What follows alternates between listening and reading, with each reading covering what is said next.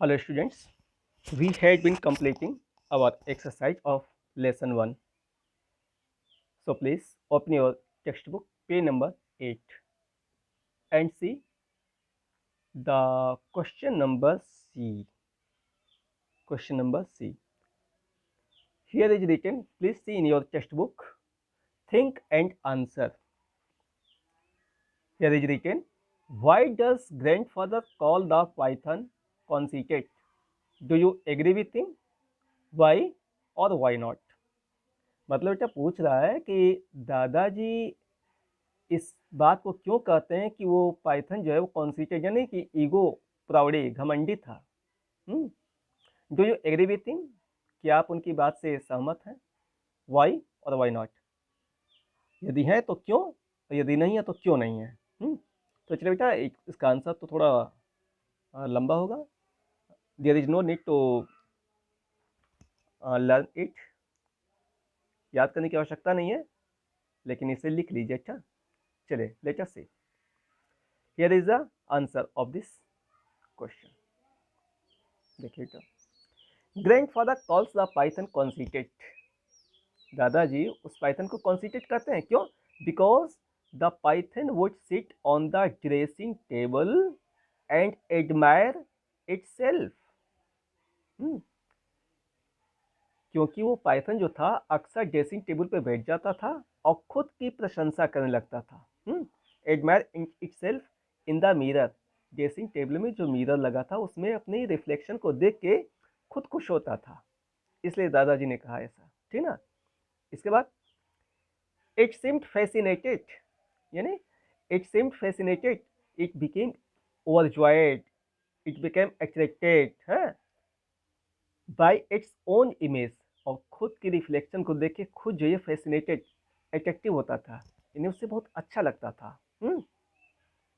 तो पूछ रहा ना क्वेश्चन में कि do you agree with him, क्या आप दादाजी की बात से सहमत हैं? तो इसका जवाब बेटा yes, I agree with my grandfather. हाँ, मैं अपने दादाजी की बात से बिल्कुल सहमत हूँ।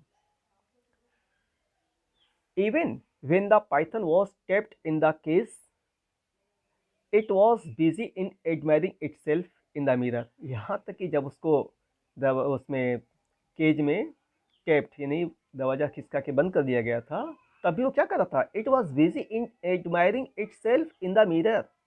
तभी उस केज में जो मिरर लगवाया था दादाजी ने, खुद को देखने में व्यस्त था। मतलब he was not worry at all that I have been imprison. उसे इस बात की चिंता नहीं थी कि मैं इसमें कैद कर लिया गया हूँ, but he was pleased seeing his own reflection in the mirror. उस मिरर में अपनी रिफ्लेक्शन देख के खुद खुश हो रहा था। चलिए, और उसके बाद and when the cage was taken into the forest and the trap door lifted. जब उस पिंजरे को जंगल में ले जाया गया और ट्रैप डोर को उठा लिया गया, खोल दिया गया, मतलब so that he would come out from that cage, ताकि वो उसमें से बाहर निकल आए। जब उठा लिया गया तो क्या हुआ? The Python still did not move out. उस समय भी वो अजगर उसमें से बाहर नहीं निकला। मतलब he was busy in seeing his own reflection in the mirror. It means he was so confident of himself itself. ठीक है बेटा। चलिए, और नेक्स्ट क्वेश्चन देखिए बेटा, क्वेश्चन नंबर डी।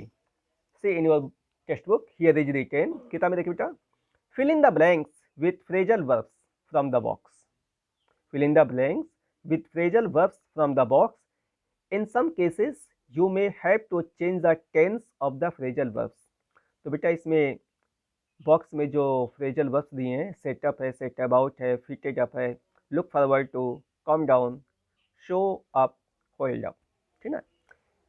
तो इनमें से आपको फ्रेजल वर्ब फिलअप करना है नीचे के सेंटेंसेज में, और आप चाहें तो you may have to change the tense of the phrasal verb, आप उसका टेंस चेंज कर सकते हैं। तो चलिए बेटा, मैं इसको पूरा सेंटेंस तो नहीं लिख रहा हूँ, but which form of the tense of that phrasal verb would be fill up, I have written here, मैंने यहाँ पे लिख दिया है, और you have to complete all the sentences by seeing it.